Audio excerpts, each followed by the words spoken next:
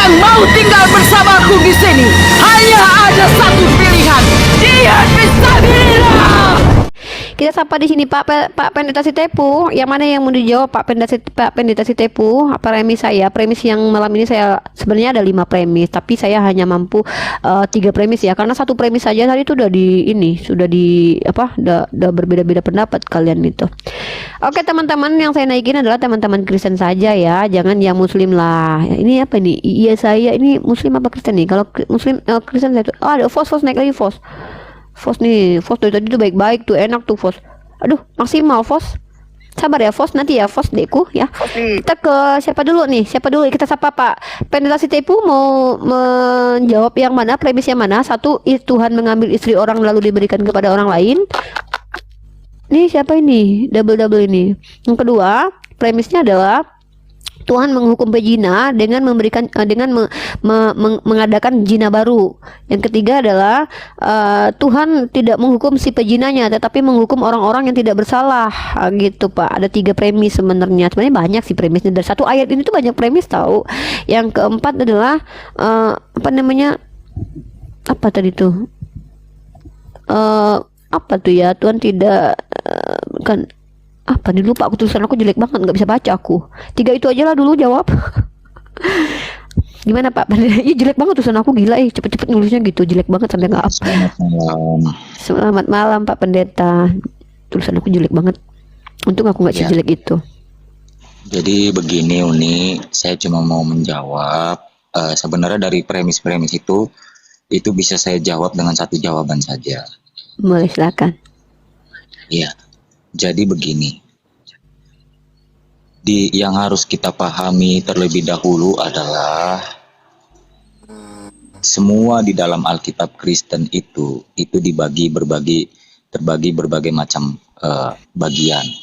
Ada kitab sejarah, ada kitab puisi, ada kitab pujian, ada kitab nubuatan, dan ada kitab Injil. Nah, jadi setiap kitab-kitab itu tidak bisa ditafsirkan secara harfiah. Nah, siapa nih ngorok? Naca, kamu ngorok, Dek? Enggak. Siapa nih ngorok? Pak Joni Simanjuntak ngorok nggak? Bang Dot Desain ngorok? Nah, aku, Kak. Siapa yang ngorok? Ya udah lanjut Pak, nggak apa-apa. Kita dinikmati aja ngorok-ngoroknya itu. Akan. Izin turun ya.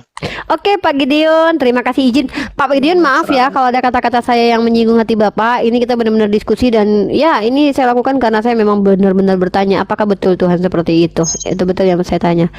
Terima kasih Pak Gideon atas jawabannya, luar biasa. Jangan bosan ke room saya. Ya, shalom. Sehat selalu Pak Gideon. Ya, saya sambung ya. Ya, Insya Allah ada Pak Us Pak. Iya, ada Pak Us. Pak Dot saya izin turun nih ya, bapaknya udah kecapean mungkin pulang kerja gitu ya, kasihan beliaunya. Iya kasihan pulang kerja mungkin, nggak apa-apa lah. Silakan Pak. Ya nggak apa-apa, jangan gitu ya, teman-teman. Oke. Ya, lalu berkaitan dengan cerita yang tadi Uni sampaikan, itu memang benar terjadi adanya. Ceritanya memang sejarahnya memang seperti itu, tetapi itu tidak bisa dijadikan sebagai tafsiran bahwa seakan-akan Tuhan itu jahat atau apa begitu, tidak. Tetapi seperti saya selalu berkata bahwa apa yang kita perbuat itu pasti kita akan tuai. Saya selalu berkata bahwa tabur tua itu berlaku bagi kami Kristen. Kang Will, di-mute dulu Kang Will. Halo Yoyon, apa kabar Yoyon? Sehat terus Yoyon. Lanjut Pak Pendeta Sitepu. Ya, lalu apa yang dilakukan Daud itu adalah suatu kesalahan dosa besar di mana dia mengambil istri Uria, Batsheba, dan akhirnya terjadilah peristiwa itu sampai menjadi sejarah. Tetapi yang dimaksudkan ditulis di dalam Alkitab itu hanya menceritakan sejarah bahwa Nabi Daud pernah melakukan itu. Ditulis seperti itu supaya kita tidak melakukan itu. Nah, itu digenapi oleh hukuman-hukuman yang dialami Daud itu tertulis di dalam 2 Samuel 12 ayat 11 dan 12 itu berkaitan dengan ayat-ayat yang lain. Nah, itu dijelaskan bahwa Daud itu mengalami hasil apa yang pernah dia lakukan, sehingga anaknya mati, sehingga istrinya digituin sama orang lain, yaitu karena akibat dosa yang pernah dia lakukan. Sebenarnya Tuhan hanya ingin menjelaskan itu, bahwa apa yang engkau lakukan itu akan kau dapatkan lagi. Saya selalu berkata seperti itu kan, setiap saya bicara di Room Uni, hukum tabur tua itu pasti ada. Nah, jadi dalam hukum tabur tua itu berhati-hatilah kita sebagai manusia, bahwa apa yang kita lakukan, baik itu jahat di mata orang, suatu saat pasti kita akan dijahati sama orang. Itu namanya hukum tabur tua. Ya. Begitu saja. Kalau dalam agama lain tuh karma, Pak, namanya ya kan? Iya. Kalau di kami karma itu dimakan pas Ramadan, Pak. Ya. Tetapi yang sebenarnya mau saya sampaikan di sini adalah pertobatan dari Daud, sehingga Tuhan tetap mengangkat dia menjadi orang yang sangat luar biasa. Karena apa? Setelah dia ditegur oleh si Nathan, ya dia di situ bertobat. Tetapi oleh karena kejahatannya itu, ya dia tetap harus mengambil hukumannya. Tetapi di balik pertobatannya itu, ya dia berubah drastis, diangkat Tuhan luar biasa. Beda halnya dengan yang seperti saya pernah bawakan, beda halnya dengan Yudas Iskariot dan Petrus. Nah, Yudas Iskariot dia berakhir dengan mengakhiri hidupnya. Nah, itu saja sebenarnya. Ya, terima kasih. Oke. Terima kasih Pak Pendeta Sitepu jawabannya, dan itu keyakinan Pak Pendeta Sitepu kita hargai ya, jawaban dari Pak Pendeta. Karena kita tidak akan bantah. Kita di sini hanya ingin tahu bagaimana cara memahaminya gitu. Itu jawaban dari Pak Pendeta Sitepu. Boleh saya tambahkan ini? Oke, Fos itu signalnya itu merah. Signalnya Fos merah tuh. Mungkin Fos mau nunggu signalnya bagus dulu, mau menjawab. Iya, baterai saya agak lemah. Jadi gini Uni, Ya, tambahan Dekku. saya. Silakan Dekku. Boleh Uni baca di Keluaran 47 ayat 7. Keluaran 47. Keluaran 47. Hah? Nggak ada di sini. Keluaran 4. Keluaran 34 ayat 7. Oh gitu. Keluaran 34. Udah makan, Fos? Sudah dong. Nggak kangen sama Bang Ali? Wah, kangen. Yaudah kita baca yuk. Keluaran pasal 34 nomor 7. Oke. Yang meneguhkan kasih setianya kepada beribu-ribu orang, yang mengampuni kesalahan, pelanggaran dan dosa, tetapi tidaklah sekali membebaskan orang yang bersalah dari hukuman, yang membalaskan kesalahan bapa kepada anak-anaknya dan cucunya. Oh, benar juga, Fos. Benar, berarti kalau ya maksudnya kalau bapaknya yang salah, ya anak-anaknya yang dapat hukuman ya, Fos ya. Ya, benar sih. Jadi hukuman benar, itu benar. Jadi hukuman Tuhan itu memang harus dinyatakan kepada terlebih Daud itu yang dipilih langsung oleh Tuhan untuk menjadi raja. Wah, jadi ini. dia sebenarnya harus menjadi panduan atau apa ya sebagai kehadiran Tuhan di dalam hidupnya dia. Tetapi dia menggunakan berkat Tuhan yang Tuhan berikan kepada dia ke hal-hal yang tidak baik, misalnya bersinah. Jadi Tuhan itu adil, Uni. Dia harus menghukum. Iya, oke. Ada pertanyaan ayat yang saya menemukan gini ya. Bentar, Pos mungkin izin ya. Nanti kalau Pak Pendeta juga mau jawab ya. Nih ya. Keluaran pasal 34 saya bacakan ya, yang meneguhkan kasih setianya kepada beribu-ribu orang, yang mengampuni kesalahan, pelanggaran dan dosa, tetapi tidaklah sekali membebaskan orang yang bersalah dari hukuman, yang membalaskan kesalahan bapak kepada anaknya. Ini dibuktikan Tuhan ya, karena Tuhan yang berdosa adalah Daud, tapi yang menerima hukumannya anak hasil zinanya itu satu, itu betul-betul dibuktikan Tuhan. Tapi masalahnya adalah ketika kita baca dalam Ulangan pasal 24 ayat 16, janganlah ayah dihukum mati karena anaknya, janganlah juga anak dihukum mati karena ayahnya. Setiap orang harus dihukum mati karena dosanya sendiri. Nah, Ulangan pasal 24 ayat 16 dengan Keluaran pasal 34 ayat 7 itu bertentangan, Fos. Bisa nggak Fos jelasin itu kenapa itu? Oke, saya kasih di depan ini ya. Saya kasih di depan. Bentar, saya kasih di depan Cebi ya. Nanti Cebi kamu tampilin ya. Saya jawab ya. Boleh. Iya. Jadi di dalam Ulangan 24 ini yang Uni bacakan itu adalah perkataan Musa tentang melindungi sesama manusia, bukan antara manusia dengan Tuhan. Kalau dengan Tuhan hukuman tetap ada, tetapi itu adalah kaitannya dengan melindungi sesama manusia. Jadi beda konteks ini. Beda konteks. Oke, itu maksudnya sebentar ya. adalah sesama manusia, bukan dengan Tuhan. Kalau dengan Tuhan, tabur tua itu pasti ada. Itu tidak bisa dielakkan. Ya, tapi kan Daud itu bersalah kepada Uria, kepada manusia, Pak, bukan kepada Tuhan. Maksudnya bukan istri Tuhan yang diambil. Maaf. Maksudnya dia mengambil istri Uria. Berarti kan kejahatannya kan kepada manusia gitu. Kenapa anaknya yang dihukum gitu? Tetap maksud saya adalah itu bicara konteksnya ayat itu tentang manusia, bukan berbicara tentang antara relasi manusia dengan Tuhan, tetapi konteks sesama manusia dengan manusia. Dan konteks yang di Samuel tadi itu konteksnya adalah antara hukum Tuhan, hukum Tuhan langsung. Kalau itu antara relasi sesama manusia, hukum antara manusia, paham ya maksud saya Uni ya? Saya paham, maksudnya kalau seandainya kita bicara tentang hukuman manusia berbuat jahat nih, manusia yang menghukum sendiri kan begitu ya? Ya. Nah, bukankah ketika Tuhan menghukum kan melalui manusia, Pak? Ketika suku Amalek dihukum Tuhan kan melalui tangannya Bani Israel, Pak. Kenapa? Tapi itu beda konteks. Beda konteks maksud saya kalau Daud itu kan berzina. Nah, zina itu kan hukumannya, zina itu kan biasanya antara manusia dengan Tuhan, karena zina itu yang mengeluarkan peraturan adalah Tuhan. Tetapi kalau di konteks yang Uni bacakan tadi itu sudah berbeda konteks. Itu antara manusia dengan manusia pribadi, bukan antara manusia dengan Tuhan. Bukan manusia dengan Tuhan, maksudnya gimana? Maksudnya gini, saya bacakan ya. Iya. Nih ya, kita baca di sini.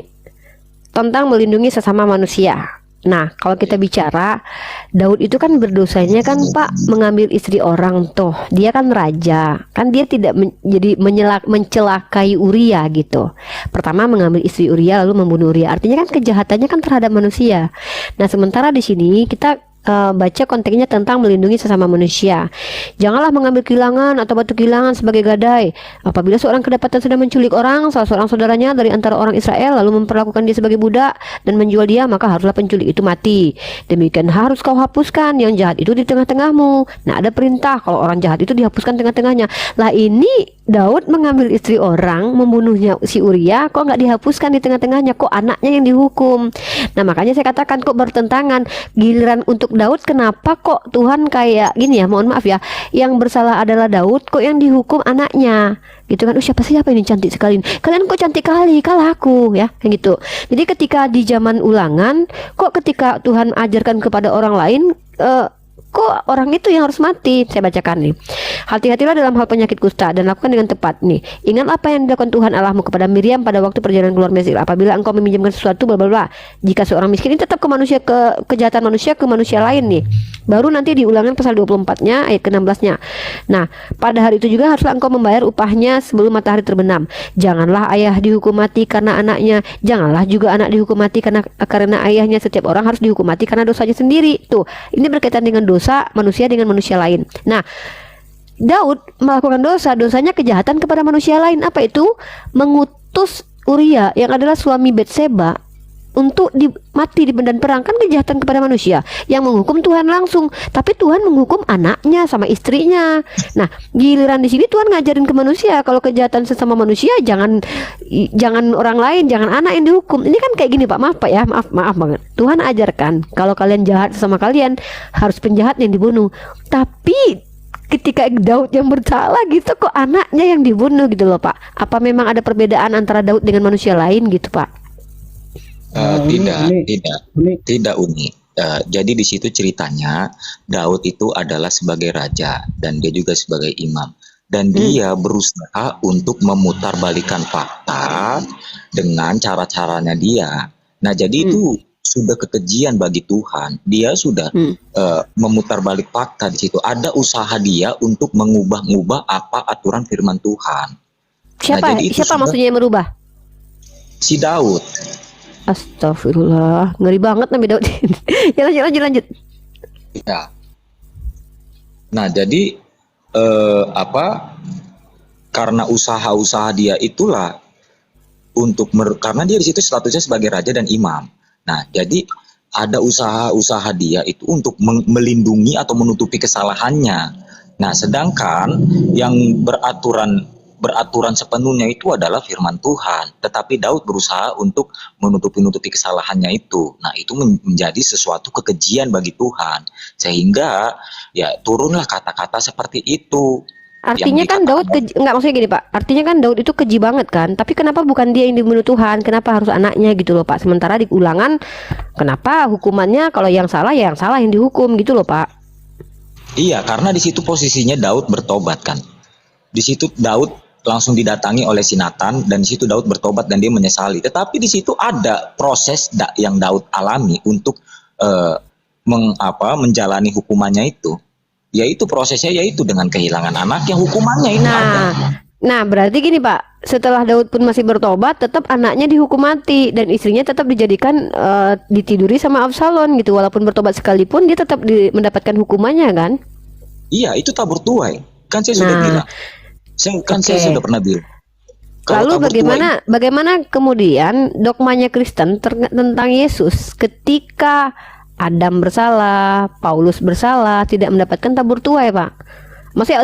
Paulus maksud saya. Kenapa Paulus tidak mendapatkan tabur tuai ketika dia sudah membunuh Stefanus gitu loh? Kok ada perbedaan sikap antara, misalnya Tuhan dengan beberapa orang tuh beda-beda sikap gitu? Paulus juga mengalami. Apa tabur tuainya Paulus? Paulus juga mengalami. Di situ Paulus berdoa, dia meminta kepada Tuhan, Tuhan kiranya duri dalam daging ini Engkau ambil. Nah, tetapi Tuhan berkata apa? Sudah cukup kasih karuniaku samamu. Biarlah di balik kelemahanmu itu kuasaku ditunjukkan. Nah, jadi Paulus itu pun mengalami tabur tuai. Apa Pak tabur tuainya Paulus? Kan membunuh Uria, gini Pak ya, membunuh Uria itu tabur tuainya Daud adalah istrinya Daud diambil Tuhan, diberikan kepada Absalom. Kalau Paulus, apanya yang diambil ketika dia membunuh Stefanus? Alkitab tidak mencatat secara jelas, tetapi yang dijelaskan di situ adalah Paulus itu memiliki kelemahan akibat karena kesalahannya dulu. Sehingga di Alkitab dituliskan seperti itu, duri dalam daging. Ada kata-kata duri dalam daging.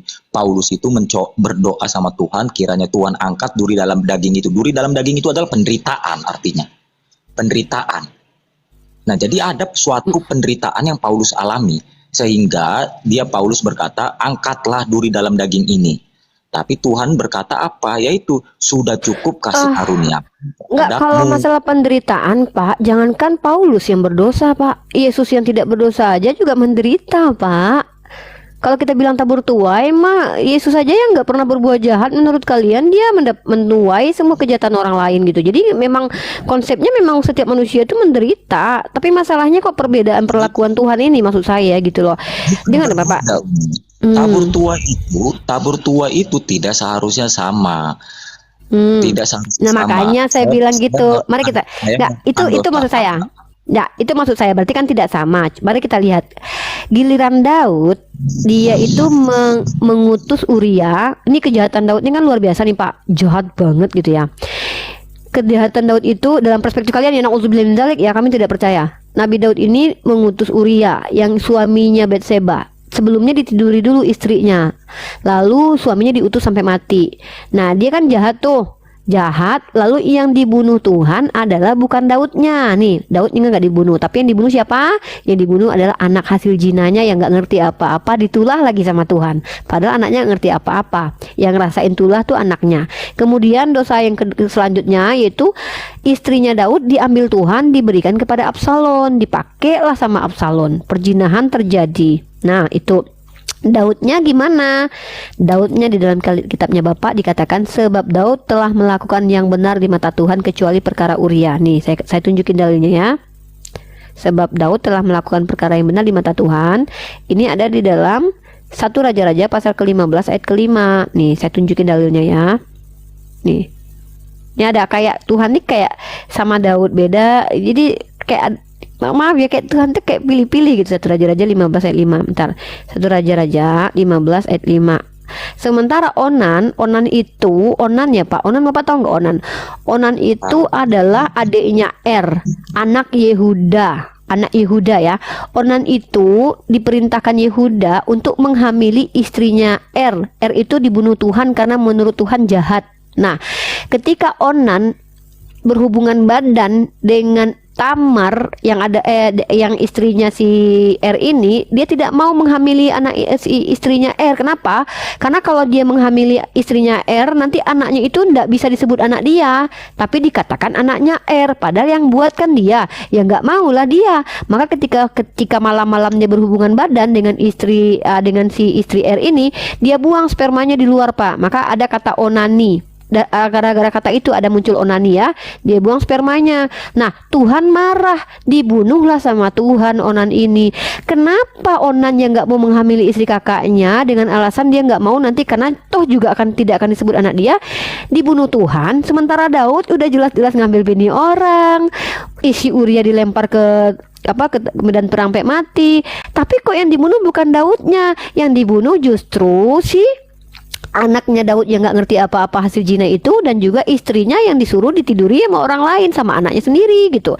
Nah, bahkan dikatakan dalam 1 Raja-Raja pasal ke-15, karena Daud telah melakukan apa yang benar di mata Tuhan dan tidak menyimpang dari segala yang diperintahkannya kepadanya seumur hidupnya, kecuali dalam perkara Uria orang Het itu. Tuhan hanya mengingat kejahatan Daud tentang mengirim Uria Pak, tapi nggak mengingat kejahatan Daud yang punya gundik, yang mengambil Batseba. Nggak diingat sama Tuhan, cuman masalah Uria doang. Nah, makanya saya bingung, ini kenapa ada diskriminasi gitu loh antara, maksudnya keadilan Tuhan tuh di mana sih di sini gitu. Nah, begitu juga terjadi kepada Paulus gitu loh. Paulus itu membunuh Stefanus, sesat lagi Farisi kan, kemudian menyesah murid-murid Yesus. Tiba-tiba dipertaubatkan Tuhan. Lah, sementara anak-anak kecil yang menyusui suku Amalek Pak, masih menyusui di dada ibunya, disuruh habisi sama Tuhannya Bani Israel gitu.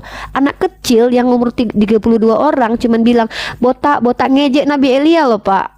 Anak kecil Pak ya, ngejek Nabi Elia dengan bilang botak dihabisi sama Tuhan. Ketika Elia berdoa atas nama Tuhan, datang beruang mencabik-cabik anak kecil itu. Tapi kenapa Paulus dan Daud kayak dapat tempat aja gitu di mata Tuhan? Ini gimana coba Pak? Saya jawab ya. Kalau itu pertanyaan yang sangat mudah sekali untuk saya. Kenapa saya katakan seperti itu? Suku Amalek itu adalah suku yang menyembah dewa-dewa. Dan sedangkan bangsa Israel itu adalah bangsa umat pilihan Tuhan. Dan Tuhan sudah berjanji kepada bangsa Israel waktu mereka di tanah Mesir untuk menempatkan bangsa Israel itu di tanah perjanjian. Dan untuk mencapai ke tanah perjanjian itu tentunya mereka akan menghadapi bangsa-bangsa lain karena mereka melewati daerah-daerah lain. Dan pada saat itu zamannya adalah zaman-zaman perampokan, setiap orang yang lewat itu dirampok, dan oleh sebab itulah Tuhan menyuruh seperti itu, dan itu juga tertulis di dalam kitab Al-Quran juga banyak cerita-cerita yang menjelaskan tentang pembunuhan bangsa-bangsa kafir. Iya, tapi bayi yang menyusui loh Pak, itu adalah orang kafir, orang yang tidak percaya Tuhan. Dan oleh sebab itulah ketika bawa Al-Quran, bawakan dalilnya ya Pak, biar tidak terkesan framing gitu. Selalu di tanah perjanjian, dan setiap di dalam perjalanan itu banyak bangsa-bangsa lain yang menyerang. Karena apa? Karena pada saat itu bangsa Israel membawa banyak sekali hasil dari tanah Mesir, perhiasan, emas atau apapun itu segalanya dari tanah Mesir. Sehingga bangsa-bangsa lain itu berusaha untuk mencurinya. Dan oleh sebab itulah Tuhan menyuruh semua bangsa-bangsa kafir yang penyembah-penyembah dewa, penyembah-penyembah Baal, semua itu disuruh basmi. Karena apa? Allah Israel itu adalah Allah yang sangat cemburu. Dia tidak ingin ada orang lain menyembah dewa selain dia. Itu konteksnya pada saat itu. Sama anak yang menyusui loh Pak ya? Iya, mau semuanya. Semuanya.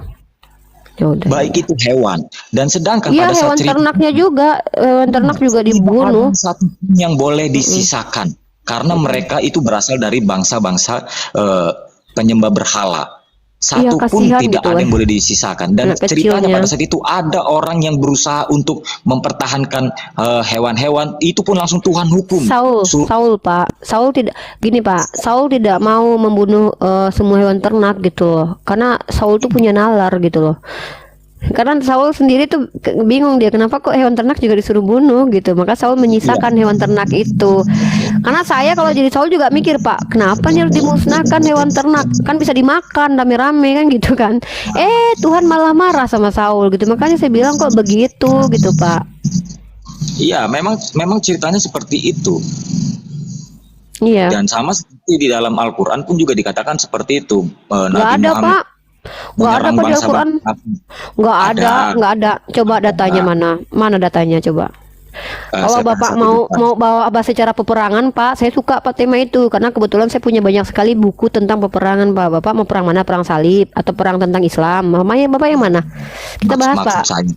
Maksud saya itu Muhammad saat berperang kan untuk memerangi bangsa-bangsa kafir, itu maksud saya. Bukan, Bapak beda.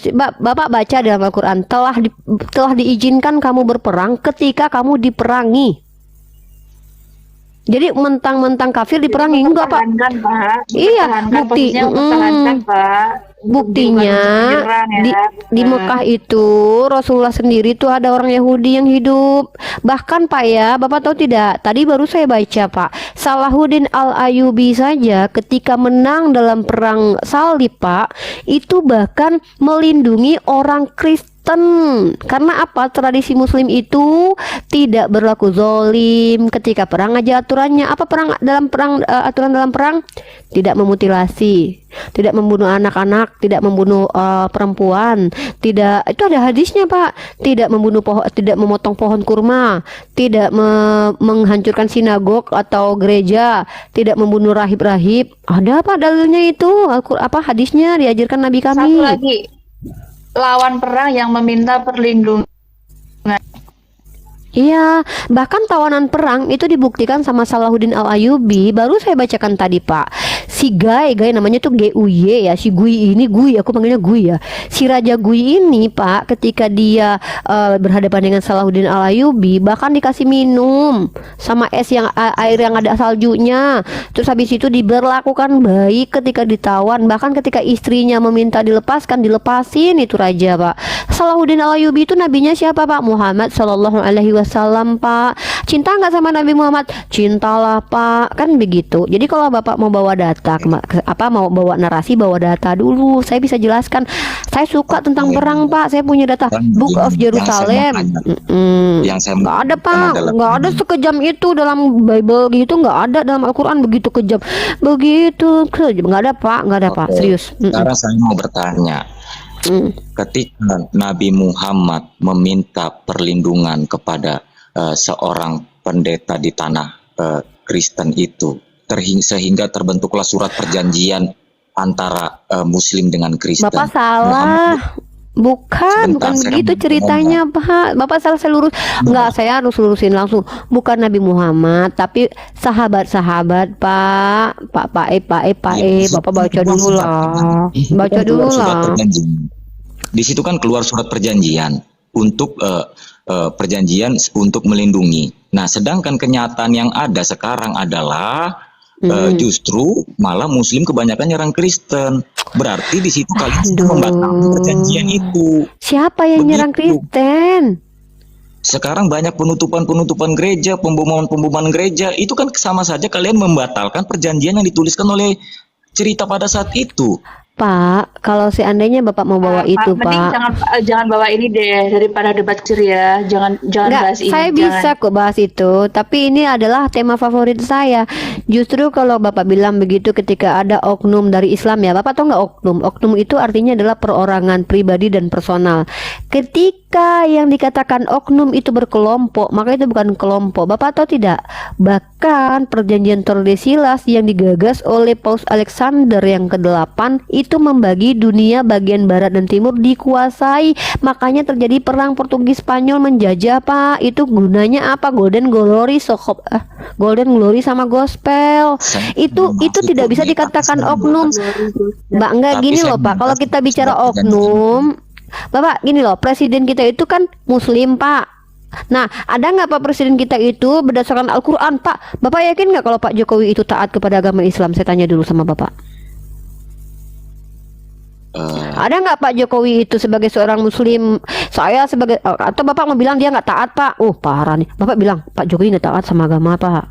Saya tidak ada bilang ya. Nah, ya maksudnya gitu. Saya percaya kalau dia taat kepada Islam, makanya dia tidak pernah menjolimi kalian. Karena dia taat kepada Islam, dia tahu dalam ajaran Islam itu tidak pernah tidak boleh zolim. Nah, kemudian kalau Bapak bicara tentang oknum Pak, Bapak bandingkan antara oknum. Mari kita dari sejarah dulu Pak ya. Kita hitung berapa korban dari kejahatan teman-teman Kristen yang mengatasnamakan agama, yaitu perang salib, dengan kejahatan yang dilakukan oleh oknum bernama Islam. Oknum itu personal. Kalau sudah rame-rame atas nama gereja itu tidak bisa dikatakan oknum Pak. Nah, atas nama gereja ada nggak kejahatan terjadi? Ada Pak, kejahatan terjadi atas nama gereja. Itu, tetapi ini berbicara tentang majelis. Lagian kenapa kita lari pada ke sana? Pada mana majelisnya? Majelis siapa Pak? Jamaah mana Pak itu yang kurang ajar yang membata mana? Indonesia. Ada MUI itu menginikan gereja gitu. Tutuplah gereja-gereja yang ada. MUI gitu. Ada mana Pak surat MUI-nya? Nih MUI ini terfitnah nih, bahaya nih. Oh, mana surat MUI-nya bahwa wah MUI jahat banget kalian betul kalian mengunikan gereja orang MUI. Ya kalau anggotanya Pak, aduh Bapak jangan gitu lah Pak, astagfirullah, inilah kadang-kadang ya saya bingung. Bapak pendeta loh Pak, masa Bapak kalau mau bahas oknum habis Pak nanti Kristen Pak. Iya, itu fitnah itu. Iya, ini mah fitnah Pak. Pada saat perjanjian, pada saat zaman Muhammad itu mengadakan perjanjian, ada surat perjanjian. Betul kan ada surat perjanjiannya Unia? Bapak sendiri mempercayai berarti bahwa Nabi yang jelas dong. Iya, Bapak kan nggak ada perjanjian. Pak, kalau dari Al-Quran surah apa biar kita bahas Pak. Jadi Bapak tidak mengada-ada diri gitu loh. Gini loh Pak, gini ya. Gini loh. Ya udah saya jawab. Teman-teman nggak usah panas lah di bawah, biarkanlah kan beliau nggak tahu tuh. Udahlah, anggap aja dia nggak tahu.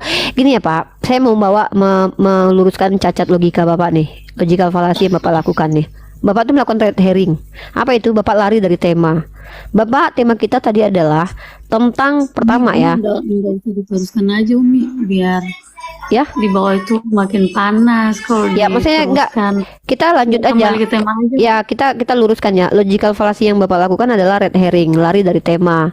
Nah Bapak tidak komparasinya tidak apple to apple. Bapak bilang bahwa Tuhan yang membunuh suku Amalek dengan anak itu ada kaitannya dengan para orang-orang yang di Indonesia ini yang melakukan mengganggu terhadap gereja. Itu tidak ada kaitannya Pak. Yang pertama, mereka tidak diperintah Tuhan. Yang kedua, itu tidak dilakukan secara berjamaah. Bapak melakukan red herring Pak. Bapak ini tahu nggak? Ini logical fallacy. Nah, kalau memang Bapak mau melakukan komparasi, tolong tunjukkan data di dalam Al-Quran di mana Allah pernah mengatakan, wahai Muhammad Shallallahu Alaihi Wasallam, bunuhlah Konstantinopel itu seluruhnya, orang-orang yang di dalamnya, anak-anak kecil dan hewan ternaknya. Baru itu komparasinya apple to apple. Tapi kalau Bapak membawa orang-orang yang saya nggak tahu yang Bapak bicarakan siapa dan tidak tertulis dalam Al-Quran saya, itu tidak apple to apple. Tapi apa? Bainas sama was sumur gitu. Jauh banget Pak bedanya. Bawa-bawa MUI lagi Pak. Kecuali MUI mengeluarkan fatwa hajar semua Kristen-Kristen. Nah itu baru jahat tuh namanya tuh. Tapi kalau orang yang Bapak bilang dia adalah anggota MUI, Bapak juga harus tunjukin loh Pak, siapa dia. Bener nggak punya kartu MUI? Bener nggak dia tuh dari MUI? Kan bahaya Pak, nanti Bapak dituntut orang pertanggungjawabkan nanti. Karena ini bisa fitnah Pak nanti Pak ya. Ya Bapak, saya melindungi Pak. Teman-teman izin ya, saya mewakili Pak Pendeta Sitepu di sini meminta maaf atas apa yang diskusi ini. Saya mengarahkan untuk tidak lagi membahas tentang oknum, organisasi ya. Nggak usah dibahas teman-teman.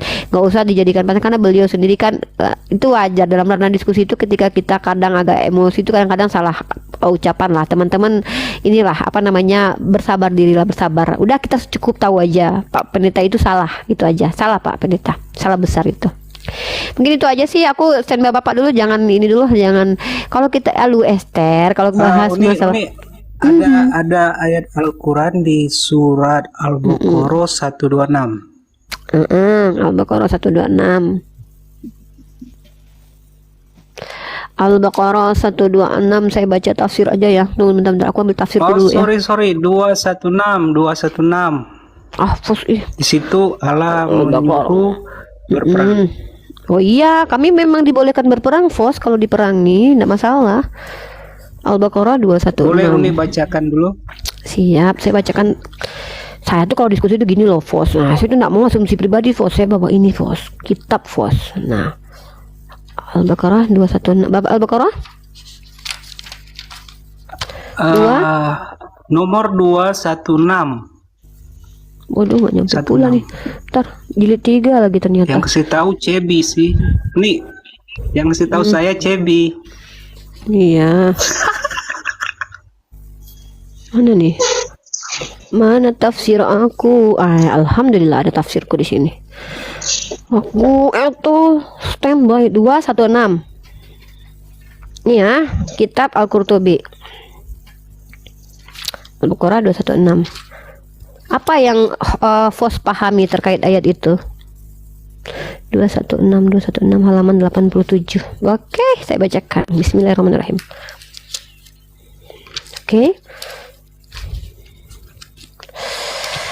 Oke, teman-teman, saya bacakan di sini ya. 87. Diwajibkan atas kamu berperang, padahal berperang itu adalah sesuatu yang kamu benci. Boleh jadi kamu membenci sesuatu padahal ia amat baik bagimu, dan boleh jadi pula kamu menyukai sesuatu padahal ia amat buruk bagimu. Allah mengetahui sedang kamu tidak mengetahui. Nah, saya bacakan ya di sini, diberikan kepada sedangkan kepada ganiyah diwajibkan menarik ujung-ujungnya. Oh, jelas, benar-benar ini. Ya, kami wajib, teman-teman muslim wajib berperang, wajib kalau kalian diperangi, wajib ya, karena ada dasar dalilnya lagi. Ada istilah munasabah, penjelasan ayat dengan di ayat. situ garis besarnya Allah menyuruh itu berperang. Oh iya dong, bentar. Ini jawabannya. Nggak apa-apa dia ngeyel mah, saya mah suka kalau yang ngeyel gini. Nah, ini ya. Bentar. Bentar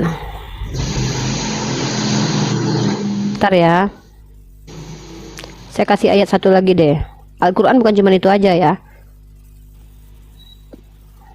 Ini mah ayat yang sudah sering saya bahas. Bentar ya, Fos. Kami memang ya, kami nggak boleh tampar pipi kiri kasih kanan, justru berbahaya gitu. Kenapa? Kalau kami ditampar pipi kiri kasih kanan, itu namanya kami zalim terhadap diri sendiri. Bentar ya. Oke, saya bentar dulu. Ada ayat yang mengatakan bahwa telah diwajibkan bagi Nabi berperang karena mereka diperangi. Nah, nih kamu baca dulu ya ayatnya yang di atas ini sebelum ke situ. Nah, kamu baca dulu di surah Al-Baqarah yang di atasnya dulu. Sebelum masuk ke ranah itu, kamu baca dulu di dalam surah Al-Baqarah ayat ke-190. Jadi ayat itu yang duluan yang mana? Ya, surah Al-Baqarah 160, baca dulu. Mana ya 160? Saya bacakan ya dalilnya ya. Dan perangilah di jalan Allah orang-orang yang memerangi kalian ya. Ini sebelum kamu masuk ke ranah 216, kamu baca dulu ayatnya ya.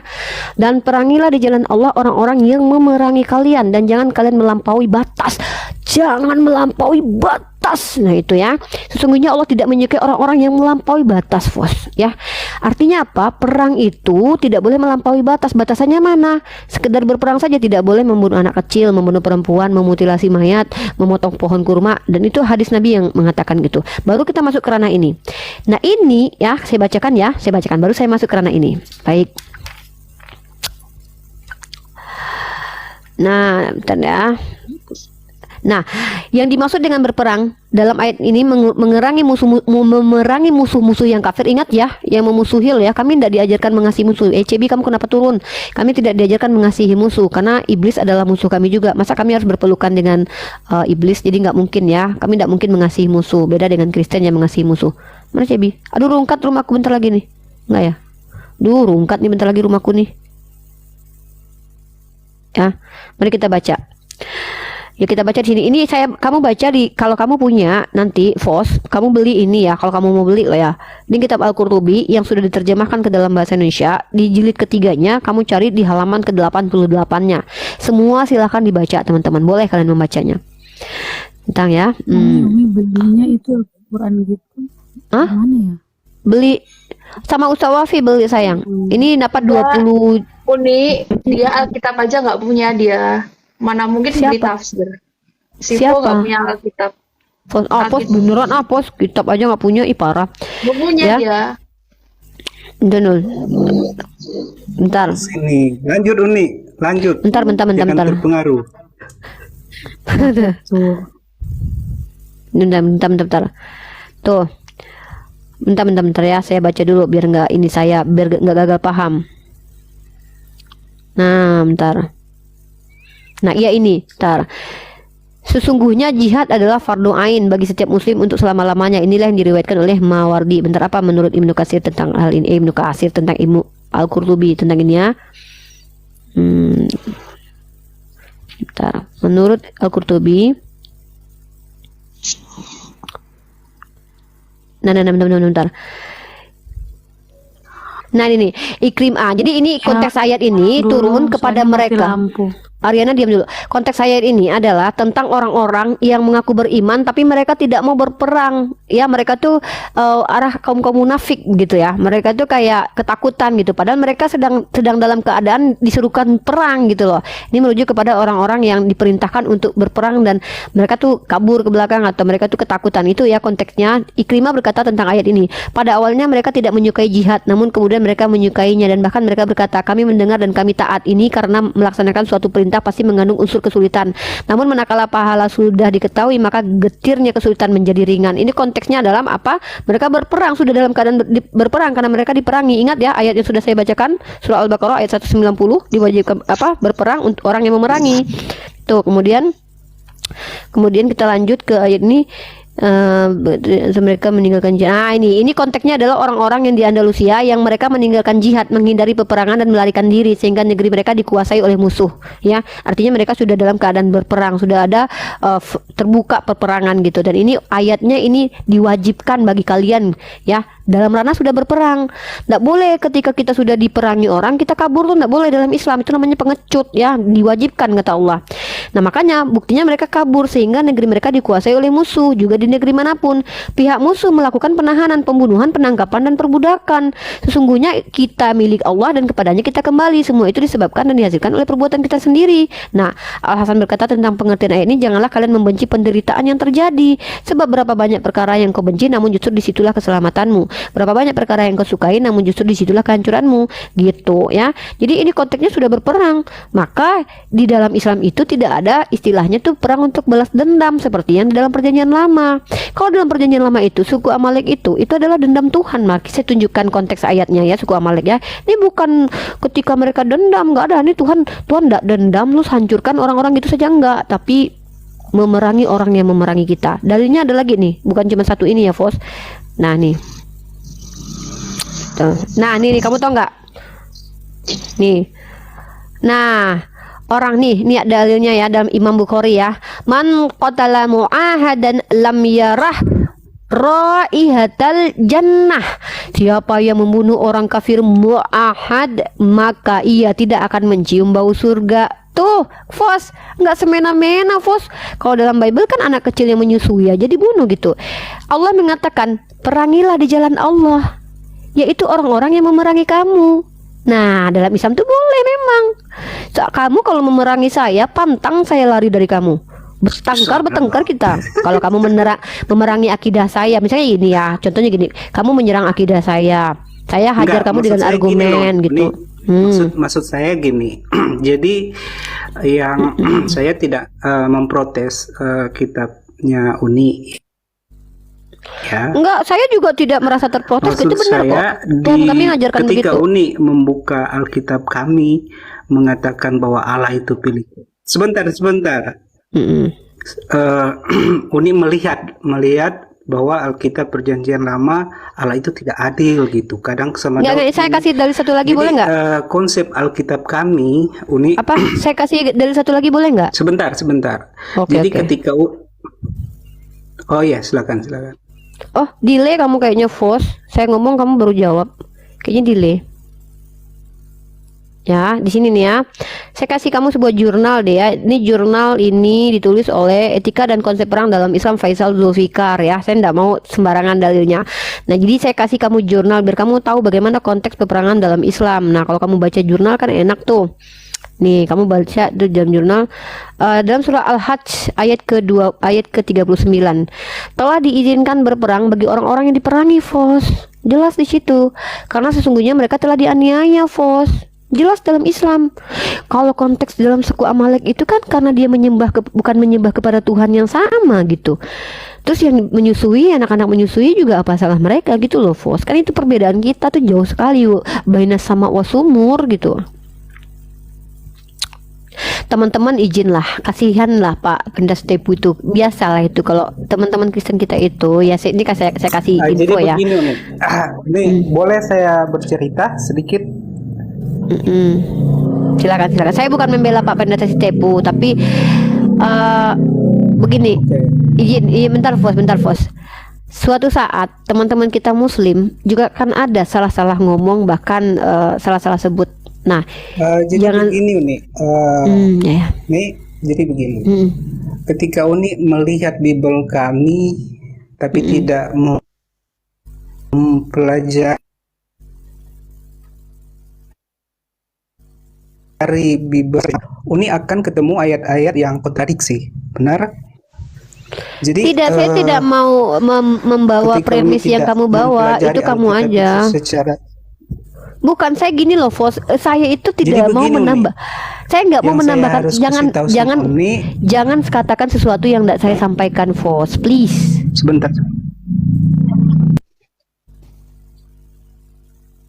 Jangan, teman-teman gini teman-teman. Pertama, ya, dalam ranah diskusi. Di mute dong, Fos dulu, Fos. Bentar deh. Dalam ranah diskusi. Ego itu akan dengar suara saya. Udah, oke. Lanjut, Fos. Oke. Fos. Jadi Uni tahu nggak anaknya Nuh itu ada berapa? Ada 3 kalau nggak salah di kitab kamu ya, di kitab kamu. Di kitab kamu kan ada Sem, Ham, Yafet gitu. Terus kenapa? Apa kaitannya itu? Jadi bangsa-bangsa itu nih lahir dari keturunan Nuh yang 3 orang ini. Karena sebelum sebelum mereka turun dari bahtera Nuh, air bah memusnahkan manusia semua gitu. Jadi yang hidup itu hanya Nuh dan keluarganya gitu. Kalau nggak salah saya pernah dengar Uni bahas tentang anak Nuh melihat Nuh lagi telanjang ya. Iya, jadi gini ya, ini dalam perspektif kitab kalian ya, bukan dalam perspektif kitab kami lagi. Nabi Nuh alaihissalam terjaga dari perbuatan maksiat ya, beliau itu maksum ya, kami percaya para nabi maksum.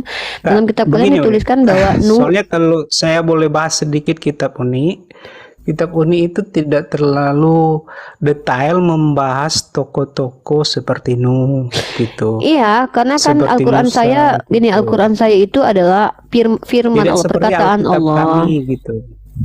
Ya nggak masalah. Jadi begini, Uni, yang saya ingin sampaikan ke Bentar Uni.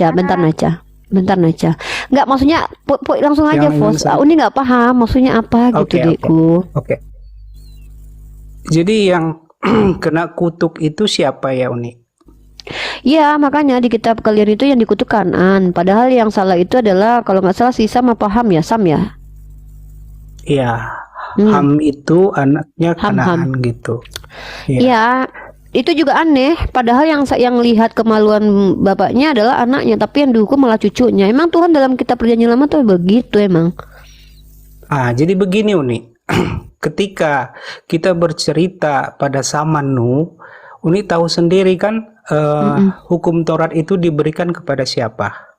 Apakah... Ya ampun, Fos, apa sih Fos? Uni bingung lah, Fos. Kan apa Enggak, poinnya? saya lebih suka Uni Hukum Taurat hukum Taurat gitu. Saya tuh jangan-jangan saya lebih paham loh. Hukum Taurat itu diberikan kepada Bani Israel melalui Musa. Nah, apalagi ya Allah. Jadi ketika zamannya Nuh itu, apakah Musa itu sudah ada atau belum, Uni? Ya Allah, Fos, ya belum lah, Fos. Terus apa poinnya? Nah, jadi di zaman Nuh berarti hukum Taurat belum ada kan? Ya iyalah, terus apa mainnya? Jadi Jadi Uni harus mengetahui apa sebelum ada hukum Taurat, apa yang Tuhan janjikan kepada Nuh, apa yang Tuhan janjikan kepada Abraham, sehingga Iya, terus Uni poinnya itu apa? sebentar, sehingga Uni itu bisa mengetahui ada yang kontradiksi. Oh, ini berkaitan dengan Nuh. Tapi di zaman Iya, masalahnya itu antara kitab Torah, Fos. Tunggu, Fos, Fos. Ini Jadi bukan begini, gitu, langsung ketika cepat masuk aja ke deh. zaman Raja Daud itu sudah berbeda lagi gitu. Jadi Nah, ada ketetapan Tuhan yang berbeda di lain zaman gitu. Nah, memang saya akui itu, Fos, tapi ini antara kitab Keluaran dengan kitab Ulangan. Pertama, Ulangan itu adalah Torah, kedua, Keluaran adalah Torah, Fos. Ampun, Fos. Ini Tuhan yang berbeda. Tuhan yang berbeda. enggak, bukan Tuhan yang berbeda, maksudnya ketetapan Tuhan itu berbeda kata dia. Nah, masalahnya adalah itu kamu baina sama Wasumur Aduh, lagi nih. dikorek dulu kupingnya itu. Aduh, jangan gitulah. Duh, ini aku kasih ya, nih ya. Nih aku kasih data-data deh. Udah deh, aku kasih datanya. Dia kasih data ya. Nih aku kasih data Fos. Fos itu kalau diskusi mah kayak gitu mah males ah. Enggak baina sama Wasumur pokoknya kamu, Fos. Lama-lama aku jadi bawang nanti lama-lama gara-gara kamu nih. enggak, maksud aku kok aku salah pencet? gini loh. Nah, Maksud aku salah pencet, aku salah biar pencet. Uni tidak terkontradiksi dengan ketetapannya. Pada zaman Adam hanya disuruh makan biji-bijian dan tumbuh-tumbuhan. Enggak ada itu, enggak ada kaitannya kamu baca. Di zaman Nuh, Nih, sebentar. kamu baca ini. Di zaman Nuh berubah lagi. Nuh itu sudah bisa makan binatang-binatang gitu. Enggak ada kaitannya sama Jadi itu. ada Kamu nih ya. Keluaran sama Ulangan ini sama-sama kitab Taurat enggak? Lanjut. Keluaran sama kitab Ulangan sama-sama kitab Taurat enggak?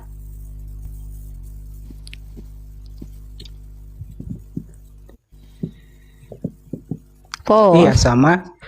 Nah, di Keluaran ini dikatakan ya, aku nggak Ya. kelihatan pen aku. Nah, di Keluaran ini ya nggak kelihatan tangan aku ya. Mana nih tangan aku nggak kelihatan ya. Nih ya, yang meneguhkan kasih setianya beribu-ribu orang yang mengampuni kesalahan, pelanggaran dan dosa. Ini menunjukkan sifat Tuhan. Sifat Tuhan sedang disebutkan. Bagaimana sifat Tuhan itu? Yang meneguhkan kasih setianya. Ini sifat Tuhan nih kepada beribu-ribu orang yang mengampuni kesalahan, pelanggaran dan dosa, tetapi tidaklah sekali-sekali membebaskan orang yang bersalah dari hukuman. Ini sifat Tuhan nih. Ini sedang menceritakan sifat Tuhan nih. Apakah sifat Tuhan itu tergantung waktu tertentu? Kamu akui seperti itu. Nah, membebaskan orang bersalah dari hukumannya, membalaskan kesalahan bapak kepada anak-anaknya. Ini dalam kitab Keluaran. Tuhan membalaskan kesalahan bapak kepada anaknya. Tapi dalam kitab Ulangan pasal 24 ayat 16, janganlah ayah dihukum anaknya. Aduh, nggak usah lah, lihat muka aku biar nggak kelihatan, aku bacain deh ya, kelihatan nggak? Nah, janganlah ayah dihukum mati karena anaknya, janganlah juga anak dihukum mati karena ayahnya. Setiap orang harus dihukum mati karena dosanya sendiri. Nah, maksud saya ini Tuhan memberikan hukum, kenapa kok berubah-ubah gitu loh, kok berbeda-beda gitu, Fos, gitu loh, Fos. Kalau kamu bilang oh dari zaman ini Tuhan berbeda-beda sifatnya, tepat, ya sudah, berarti memang Tuhan sikapnya berubah-ubah gitu. Ya udahlah kalau gitu. Duh, jadi batuk aku. Kolagen memutihkan yang tadinya hitam menjadi makin hitam. Fos malah turun. Kolagen untuk apa? Kolagen untuk apa? Menjadikan yang hitam bertambah menjadi hitam. Menjadikan hitam semakin hitam. Membuat si hitam menjadi tambah hitam. Pakai inilah aku biar tambah putih, aku jadi seolah kayak minum kolagen putih gitu pada. Dari tadi Naca belum ngomong loh. Naca, silakan ngomong Naca. Ada yang boleh nggak Uni tahu?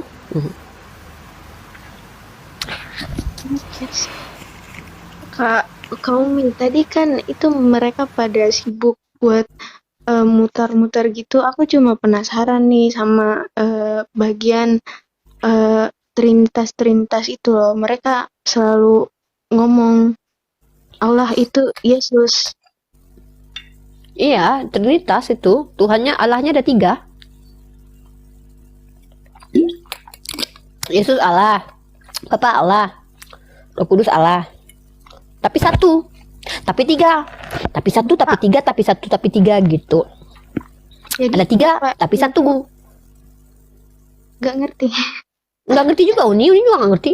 Kalau ngerti mah udah jadi Kristen Uni kayaknya. Katanya kan kalau mereka bilang kalau mengerti berarti jadi Kristen gitu. Makanya mereka bilang kita nggak ngerti. Nggak usah ngerti lah, nggak apa-apa. Jadi Islam aja lah, nggak usah. Karena kita nggak ngerti, kita nggak punya Roh Kudus. Ada lagi yang mau naik? Nefni, halo Nefni. Malam Uni. Semalat malam, semalat malam, Kang Wil, aku siapa dong di sampingnya Cebi, Bang Kang Wil, halo, salam, selamat malam. Selamat malam Umi. Assalamualaikum buat semuanya. Ya, waalaikum. Uni, saya mungkin tadi yang Umi bilang masalah premis ya, mungkin saya coba ini semampu saya ya Umi ya. Siap Bang. Jadi saya tidak akan mendesak Abang lah. Kalau tadi kan premis yang Umi bilang kan kenapa sih anaknya yang dibunuh gitu kan, padahal yang berbodi zina kan Daud. Ya kan? Ya.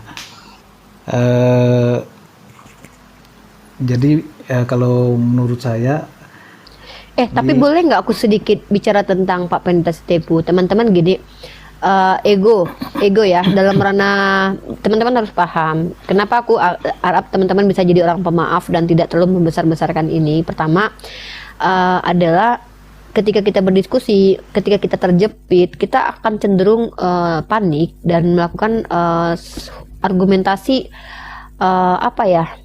argumentasi pelarian gitu. Nah, aku anggap itu tadi ego sedang bermain di situ. Pertama, beliau itu kan seorang pendeta.